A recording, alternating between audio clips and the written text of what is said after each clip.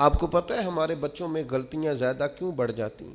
جو وقت تھا نا انہیں منع کرنے کا، اس وقت ہم نے انہیں منع نہیں کیا۔ جو ٹائم تھا انہیں ٹوکنے کا، اس وقت ہم نے انہیں ٹوکا نہیں۔ جو وقت تھا انہیں سمجھانے کا، اس وقت ہم نے انہیں سمجھایا نہیں۔ پھر ایسا وقت آتا ہے کہ وہ غلطیاں پک جاتی ہیں، مزاج کے ساتھ منسلک ہو جاتی ہیں۔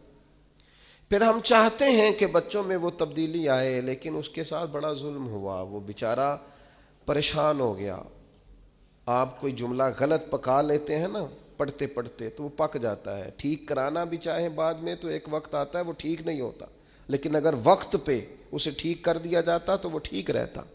اپنوں کے ساتھ پیار کریں، اپنوں کے ساتھ محبت کریں، اپنوں کے ساتھ آپ کا رشتہ خلوص والا ہو۔ آپ دیکھیں وہ کہاں غلطی کر رہے ہیں، وقت پر ان کا ہاتھ پکڑیں۔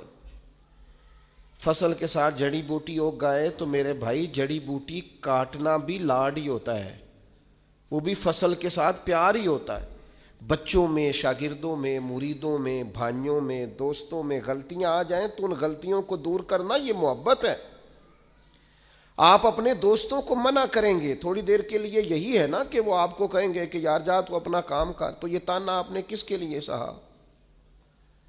تھوڑی دیر کے لیے وہ آپ کو برا ہی کہیں گے، تو یہ آپ نے جو اپنے اوپر اس شخص کی طرف سے آپ نے تھوڑی دیر کے لیے شدت برداشت کی، تو کس کے لیے برداشت کی؟ آپ خیر کی بات کہیں، آپ اچھائی کا جملہ کہیں، آپ لوگوں کو برائی سے منع کریں۔